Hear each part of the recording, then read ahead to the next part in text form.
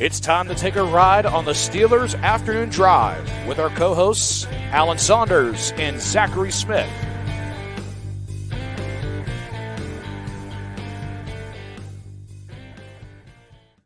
Welcome into another episode of Steelers Afternoon Drive. I'm Zachary Smith. That is Alan Saunders. Alan, it's Monday. How we doing? I'm tired, boss. I'm tired. 15 training camp practices down. 2 to go. I can see the finish line, but my legs are burning. So, I prefaced by saying it's just so you knew what day it was before I even asked. I did know it was Monday today. I did know it was okay. Monday. So, but I appreciate it. Great. Because sometimes I don't know, and that's fine. I can't believe that it's already we're already near the finish line for training camp, man. Like, I don't know. I feel like once we get to, July, like it just flies up until football season starts. I would not say that it has flown. Yeah, I was just saying because of you. It has not flown for me. Let me just say that it's been a grind. Alan, I want to talk about we did the post game show together on Friday, and we kind of were waiting in the wings in terms of Troy Fautanu's health at that point, and really didn't know what was going to be the status update of that.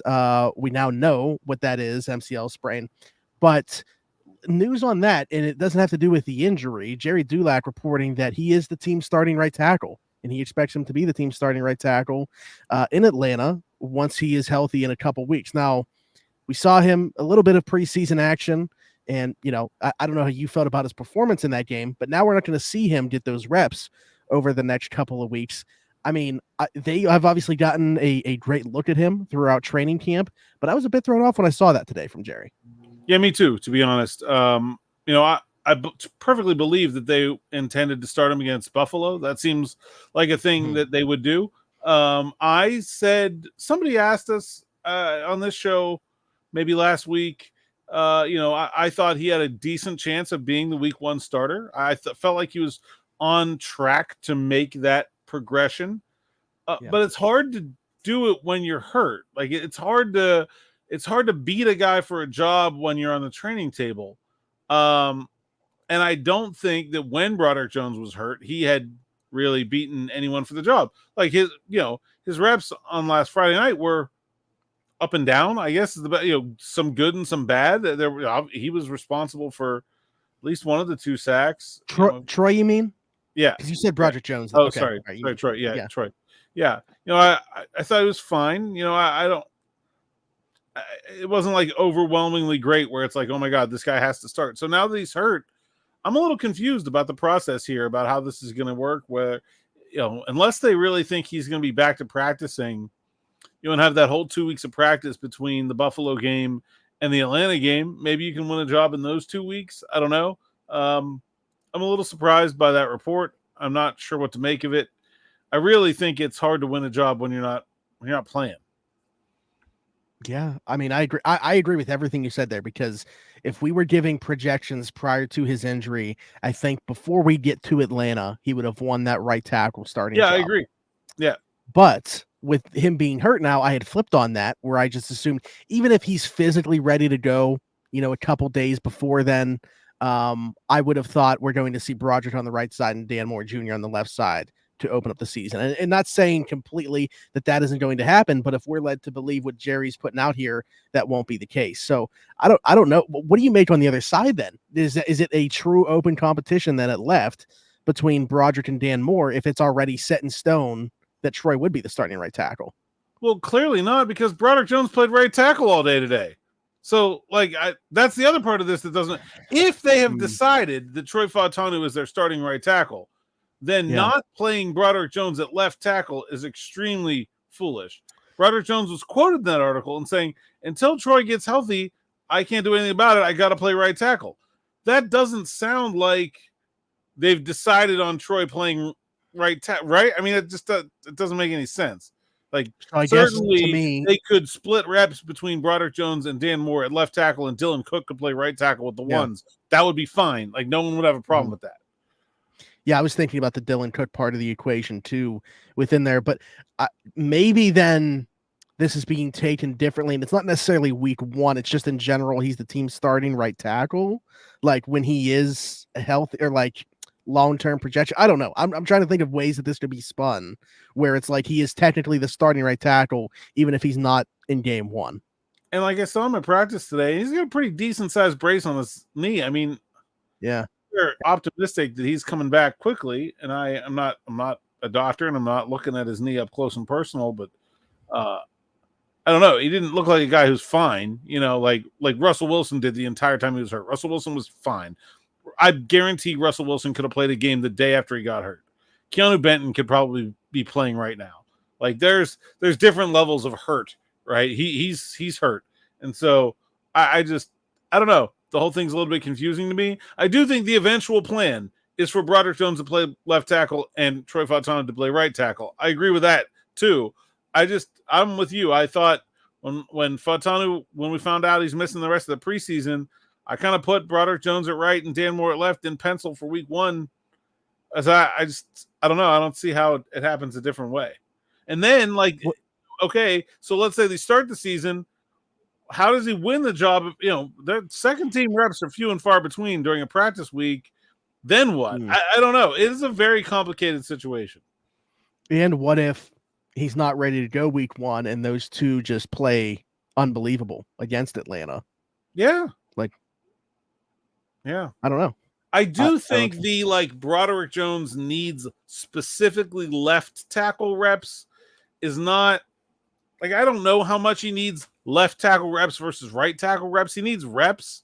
I think he can kind of play. Wasn't it one of these guys that can play either side? I don't know that he needs them at left tackle to be ready to play left tackle. But if he's going to be the starting left tackle, he should probably be over there. I don't know. The whole situation is bizarre. Yeah, I agree. Anything else to add to that? Yeah, I do think that the Fautanu injury kind of takes a Dan Moore trade off the table for me. Just because even if you're talking about potentially okay, he's going to be ready week one, even though he's going to miss the rest of preseason. We think he'll be able to practice the 2 weeks between Buffalo and Atlanta, and we're going to play him in Atlanta, and Broderick's going to be the starter at left tackle. Even if they think that, that's just a very narrow time frame to get him back in there. And I think I have a hard time seeing Dan Moore traded before roster cuts, which means, as I talked about earlier, that they're going to have to lose an interior lineman that's a pretty good player, I think, because they have 10, and I don't see them keeping 10. Do you think it would be somebody that actually has some trade value, or just mean a cut? Well, I mean, they could trade Nate Herbig. That's certainly an option. If they think that Zach Frazier is going to start, they could trade. I mean, I don't know what they would get for Spencer Anderson if they dangled him out there, but I think they may be able to get something. And then, I mean, they got a next year's round 6 pick when they traded Kendrick Green. Right. I mean, so I would think something in that same vein. Yeah, something like that. But I think they have 10 NFL offensive linemen, so I do think they have to find a way, or not have to, but should find a way to lose one of those players without losing them for nothing, and losing them on waivers, which I think they would. I think Anderson would get claimed. I think Dylan Cook would get claimed. I think Herbig obviously has significant value, but yeah, so tough choices there. But I'm still sort of baffled by what the plan is here at tackle. I felt like I knew what was going to happen before Troy Fautanu was hurt. Now, and then after he was hurt, I thought I knew what was going to happen then. But now this is kind of thrown. I guess I got to go talk to Pat Meyer again. I guess that's what has to happen. You got to ask for another interview with Pat Meyer, get him over there and say, what's going on? Yeah, it's all a numbers game, and we can dive into. You actually just did an updated 53-man roster projection. We can get into that in a little bit. Piece of news I wanted to bring up with you, though, real quick before we get too deep into this episode, is Kalen Barnes being waived/injured by the team. I didn't think that he was a serious threat to make this roster. At times was running with the twos. Obviously has gotten kind of passed up by pretty much everybody else on the depth chart, and then had a quad injury obviously pop up. So, anything really to make of this, or how they'll fill that roster spot? I don't know. They have two now. So Marcus Golden retired. They cut Easton Gibbs. and they put Braden Fehoko on the IR. Then they signed 2 guys. Now they've waived Barnes, so they have 2 open roster spots going into this week. I don't know. I don't know if they're going to bother to fill them or not. Like, it's kind of pointless to like fill the roster spots with guys you just know you're going to cut. But also, it does start to get difficult if you have injuries to just play the preseason games without using the guys that you don't want to use. You know, you have to have enough depth. So I don't know. We'll see what they do. I could see them bringing in a couple guys. Outside linebackers very thin right now with Highsmith still working his way back. So they could use one of those. I don't know. We'll see what they decide to do. But 2 open roster spots is a little unusual. Yeah. I want to kind of carry that conversation over into things about today's practice, just because over the last couple of days, we've seen Corey Trice running with the ones with Dante Jackson not practicing. How was Corey Trice look? Carried over, obviously, his first game reps, made a nice play, getting off his block and breaking down a screenplay for a tackle for loss, and didn't really hear much of him other than that. So obviously he was good enough in coverage where he wasn't really noticeable. But what have you made of Corey Trice's obviously getting ramped up here and getting more reps? I think he's been very good. You know, he's always been a very technically sound cornerback, and I think that's coming through. He seems healthy. He seems confident in his knee. I've been really impressed. I'm playing him on the outside. They're playing him inside. So he's playing a little bit of the dime DB as well as the sort of number 3 outside corner. I think he's looked really good. He's a guy that, you know, when that injury kind of lingered into the spring, I think some doubt maybe started to come in terms of whether he was going to turn back into the guy that we saw last spring. I think he's back to being that guy, and I think that's a really good sign. I've got him as a roster lock, and I think a guy who's going to play on game days too. I wish it'd be a little easier if he was a little bit better at special teams, but yeah. You know, he's not the world's, like, he's a pretty slender guy, so I don't know how much they want him getting hammered on, but I really think the battle is after him at the cornerback position. So you think, I mean, obviously that the reps are kind of dictating what you have to say in terms of this anyways, but I was going to ask, a couple of weeks ago, you know, Darius Rush, you would have thought was probably even higher than him on the pecking order, but you would flip those 2 now based off what you see. Yeah, I mean, with Trice now getting healthy, and I just think he's looked like the better player. Like Rush is the opposite, right? He's big, he's physical, he tackles, he's a very good special teamer. The coverage is a little bit lacking, and so I still think Darius Rush is making a very good case to make the roster. But I think I have Corey Trice ahead of him right now. Gotcha. Was there anything else from today's practice that stuck out to you? I mean, kind of talked about most of it in the practice report. There wasn't a whole lot of the offense again. Like I can't figure this pattern out where the offense wins every padded practice. Like, it is very strange. Maybe one the defense has won all training camp. It's very strange that this offense looks so much better when they put their pads on. I don't really have an explanation or an understanding for it, but there's definitely like a different mentality when they go out there in pads. They want to be physical, push people around. It wasn't as physical as some of those earlier practices this week, but still got after it. And really nice day for the offense, both in 7 shots. And I think really for the first time today, we saw that deep ball part of the offense come through. You know, we talked a lot in the offseason about Arthur Smith being this play action and then, you know, play action, throw deep kind of guy. We saw the throw deep half of it today for the first time in a pretty big way. But maybe that's just because Deshaun Elliott and Dante Jackson weren't practicing. So, you know, I don't know. We'll see how it goes. But, yeah, I thought that was another big day for the offense. What have you made of Russell Wilson's obviously increased workload as we go through the days? Looks fine. You know, they're pretty much splitting first and second team reps with sort of no rhyme or reason to who gets them.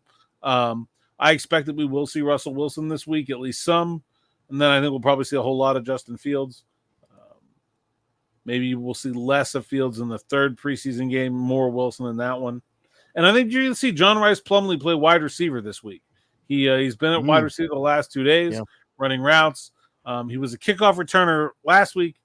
I expect him to have him be a wide receiver this week, and then maybe he'll get some playing time as quarterback in week 3. So is he still doing stuff with quarterbacks at all when he does this? Or okay. Yeah. I was curious if, like, the last 2 days, like you said, it's been just like with wide receivers and kickoff stuff, but nothing quarterback wise, but he's doing all of it. Yeah, he's doing all of it. Jeez. Okay. Cordero Patterson also first practice today. Yeah, they're like you kind of think like, oh, converted wide receiver, kickoff returner.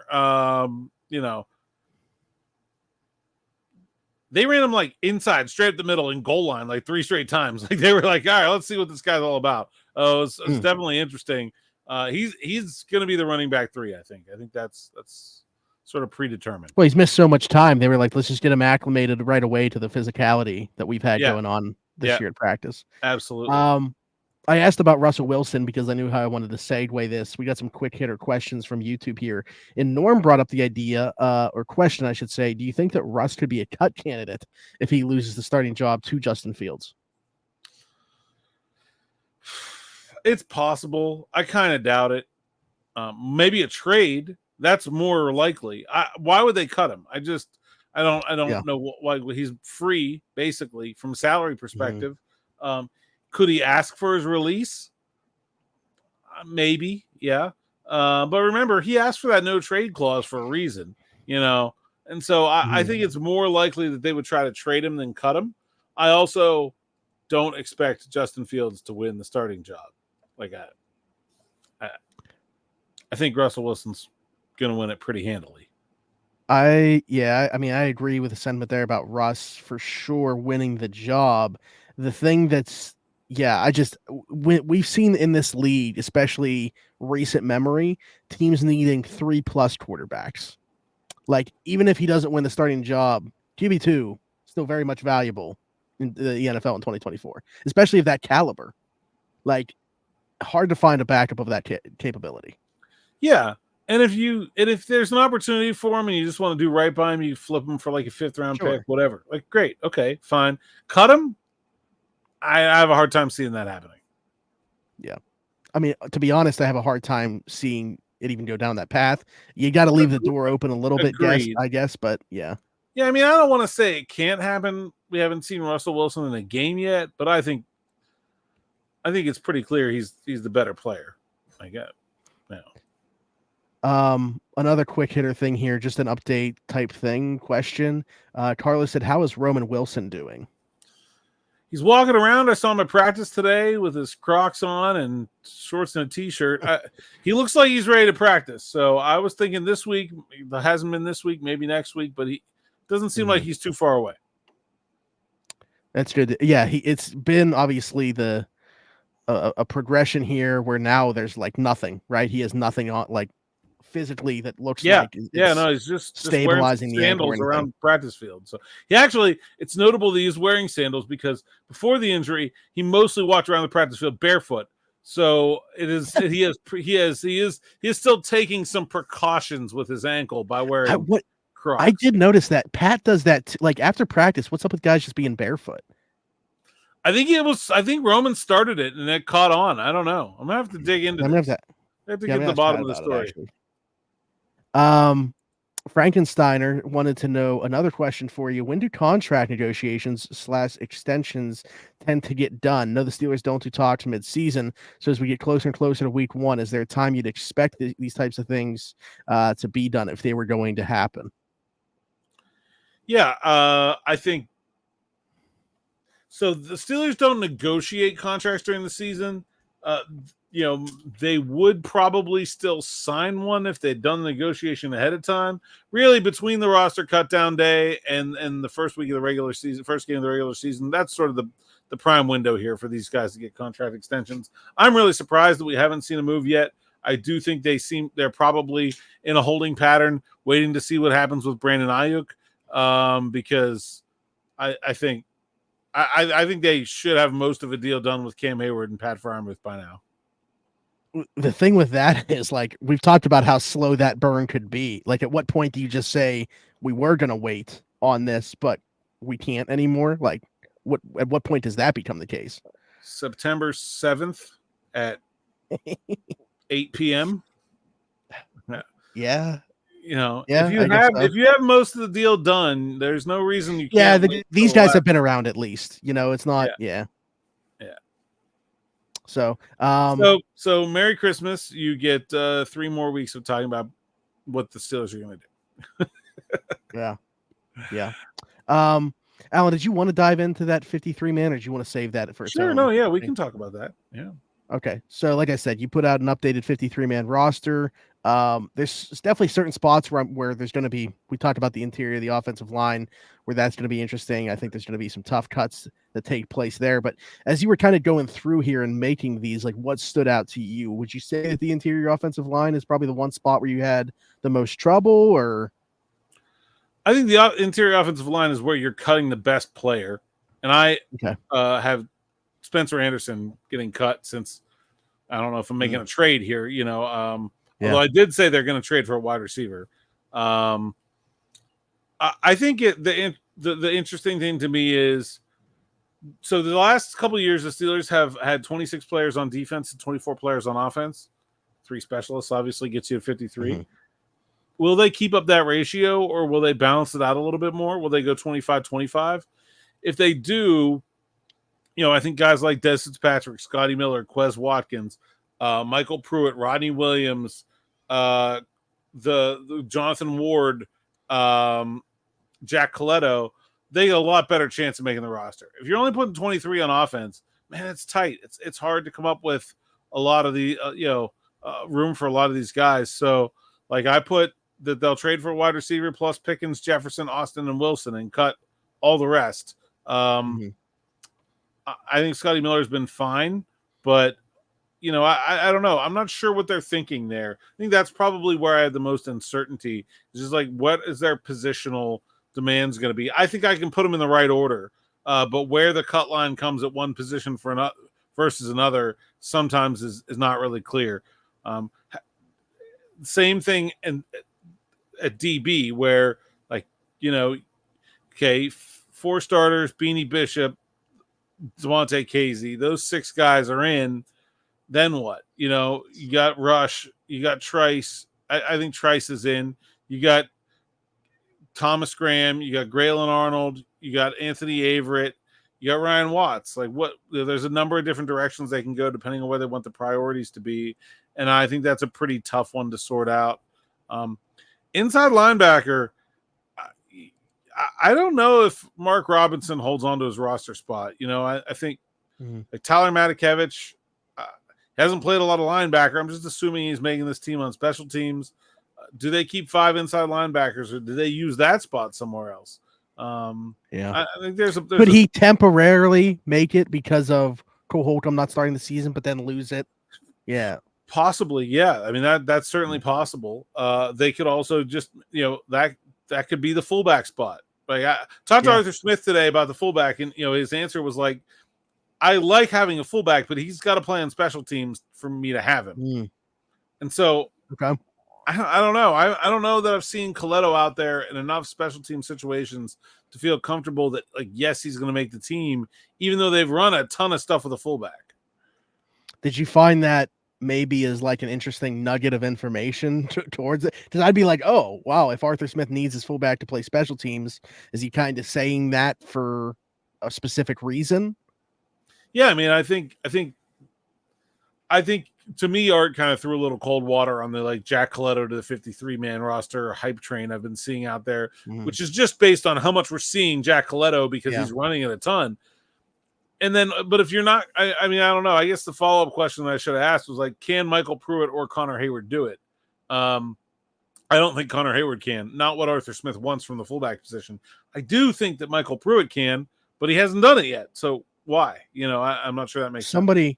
You mentioned the name in there, Connor. Matt Burton actually said didn't think Connor Heyward was a good fit for the offense. What do you think about that? I kind of agree. He's not a very good blocker. He's a good receiver, but this is a run-first offense, and he's a tight end. It's a bit of an awkward fit. I don't know that they're going to cut him, but, like, he's a guy that's been around that I would think probably his job is, like, less secure than most people would think. Okay. Because we've talked about in the past, whether it's Michael Pruitt, Jack Coletto, Connor Heyward, I think 2 of those guys are getting spots. What are the chances it's Connor Heyward that's the outside guy? It's possible. It's possible. Absolutely. Rodney Williams is good too. Like, they And by the way, I don't know that we talked about it enough. How quick, like when he went down when I was there, I was like, oh well, that's probably it for him. His chances of making this team, because I don't know how much he's to be able to practice before training camp's done. How quickly did he bounce back? What did he miss? Like 2 practices? Yeah, he was very quick back. Yeah. But anyways, yeah, he's a good player. I feel like he's an NFL caliber tight end, and we've been fortunate to kind of stash him here for a little bit. And how much longer is that going to be the case? Yeah, I don't know. I could see them losing him too. There's definitely some guys on this roster that are going to be playing somewhere else, because I think there's tough cuts in a couple of different places. I want to ask you about the DBs. I want to go there real quick because I have your article pulled up as I'm kind of going through here. And I was looking at the corners with Joey Porter Jr., Dante Jackson, Corey Trice, Darius Rush, Beanie Bishop being the guys you keep. Obviously, Cam Sutton suspended, so that's kind of a caveat to throw in there. But amongst the cuts, when I see, Thomas Graham, Anthony Averett, Grayland Arnold, all 3 of those guys in here, and Averett's kind of the guy that plays on the outside. So if you feel good about Trice and Rush behind Jackson, that's fine. But with Thomas Graham, Grayland Arnold, they really wouldn't be keeping, a traditional slot corner, at least there. I know you have like Sean Elliott who can do some of that stuff as well. But what was the consideration there with not having like a true backup nickel corner? Yeah, it's tough. I think the fact that they're working Trice inside, Rush inside, Ryan Watts has played in the slot, Elliott has played in the slot. That gives me kind of the confidence to say like they don't need another one. And certainly Grayland Arnold's a good player, and he can play free safety too, but they don't need him to. They have KZ. And I think that's what kind of way I looked at it, is if this comes down to Arnold versus Watts, I think they have KZ who can back up free safety. Do they have another big body DB that could do what Deshaun Elliott does? And I don't, unless you're playing Minkah Fitzpatrick out of position, I don't think they do. So to me, I think Watts kind of takes that spot because of that. I think he's played really well. So I think he's arrows way up. I think I'll take Watts over Arnold and Averett. I'm confident enough in Corey Trice that I don't feel like I need to keep Averett on the roster, but I don't know if they are. I don't know. I think that's an open question. Probably still remains to be seen. I don't know if it's fair for me to have this opinion. So like, let's include the caveat here that I'm not there every day, but just going based off my conversations with you, how I follow along with the team on Twitter during the practices. And then of course, what I saw in that first preseason game action and then watching it back, I don't know if there's been a bigger riser for me over the last like 10 days than Ryan Watts on this roster. Like he's almost getting to like where I feel very confident about him making the 53. Yeah, I'd agree with that. I think he's played his way onto the roster. I did not have him on the 53 coming out of minicamp. And now I think he's in. I think he's played his way into the roster. And I think there's it's well deserved. Like he's taken to a new position as a rookie very well. We'll see. They're giving Grayland Arnold a long look this week. I think he'll probably start at slot corner this week against Buffalo, trying to get him a long look. I don't know if there's 10 DBs, and if there's only 9, I think I'd probably keep Watts over Arnold. And then the wide receivers I want to go back to just to ask, like, I know you have 4 that are currently on the roster and then someone else listed here. If you had to pick somebody from the cuts that made it, is that Scotty Miller right now, or like how do those guys rank for you? Yeah, Quez has been really good the last 2 days. I don't know. He's turning it on at the right time. But I think Scotty Miller, I don't know. See, the thing is, I think Scotty Miller's a better player, but he's less duplicative of what they already have in Roman Wilson and Calvin Austin. The other thing is Roman Wilson's got to get back to practicing. Like, I don't think they would start him on the IR, but it's hard to only keep 5 wide receivers and then have one of them be hurt. Like, that's not going to work if he's not able to play in the opener. If he's not going to play in the opener, then they got to have 6 wide receivers. And in that circumstance, very specifically, I feel very good about Scotty Miller making the team. Yeah, absolutely. Anything else to highlight here? I don't think so. I brought up the ones I wanted to bring up. All right, man. Yeah, I think we're good. All right, Alan, you know the drill. Tell the people where they find you. At @Saunders_PGH on X, Instagram, and TikTok. PGH Steelers Now is the site's account, SteelersNow.com. Like and subscribe to the YouTube channel. Hit that bell for notifications so you don't miss a single episode of Steelers Afternoon Drive, practice reports, sights and sounds, Steelers Morning Rush, and whatever other crazy stuff we come up with to cram into this YouTube channel as we enter the 2024 season. Post-game shows, whatever, all of it. I don't know. We got more coming. I don't even figured it out yet, but there'll be more. Trust me. Don't miss any of it. Hit that bell. Other than just hosting the show, just as a fan of the content, I've really enjoyed the morning rushes as well. So I hope the people are Okay. as well. I know the feedback has been really good from them because I see all the YouTube comments. So I'm excited that it's going so well and look forward to that continuing. As Alan said, like, subscribe, hit that notification bell here so you don't miss any of it. Hit us in the comments with your thoughts on anything that we talked about, questions for future episodes, all that good stuff. If you're listening somewhere else, Apple, Spotify, wherever you get your podcast from, be sure to leave us a 5-star review and subscribe over there. Find us on TikTok, Steelers Afternoon Drive. 90-second clips from each and every show. Follow me everywhere, Zachary Smith, PGH. For Alan Saunders and myself, thanks for jumping in. Take another ride on the Steelers Afternoon Drive.